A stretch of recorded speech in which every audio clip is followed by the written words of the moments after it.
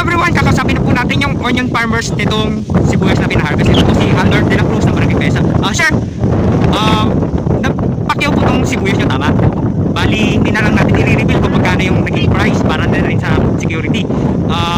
Ang estimate po ng nagpakyaw, ilan po ba? 600 yung good, tapos yung less, magiging reject. Yung lahat po ng sana yun. Yung sabot po namin ng panin, yung kumakayo po sa akin, yung mga buyer po, ganun. Bali, direct na to sa Manila ba? Kasi doon po nila Sa Philippine. Okay naman po pala kasi, ano po yung masasabi nyo kasi sa tulad nyo pong farmers na para ma-inspire naman yung iba na pagutihin din yung pagsisibuyas. wala po siguro. Wala din ako kay Lord. Kasi si Lord lang naman po ang makuha ng ating kapalaran. Maniwala sa kanya, bigyan natin ng maraming blessing. Kaya po lahat po, maraming salamat mga kapatid. Ayan, nagpapasalamat po siya kasi ako na po yung nagsasabi na isa siya sa pinaka-blessing po ngayon. Kumbaga, isa siya sa top notcher na nag-ani po ngayon ng onion dito sa Pumapalin.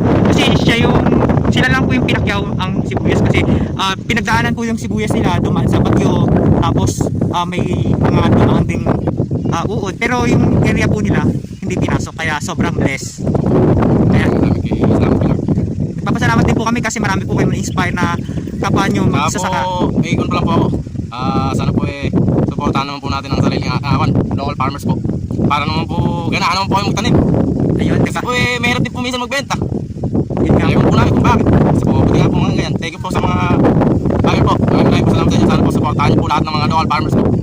Nagpapasalamat din po kami sa inyo kasi patuloy po kayong nagtatanim para sa mga Pilipino kasi isa po kayo sa backbone ng economy ng bansa kasi farmers ang nagbibigay produce ng mga pagkain ng mga mamayang Pilipino. Sana po makita tayo ng mga mga local government po.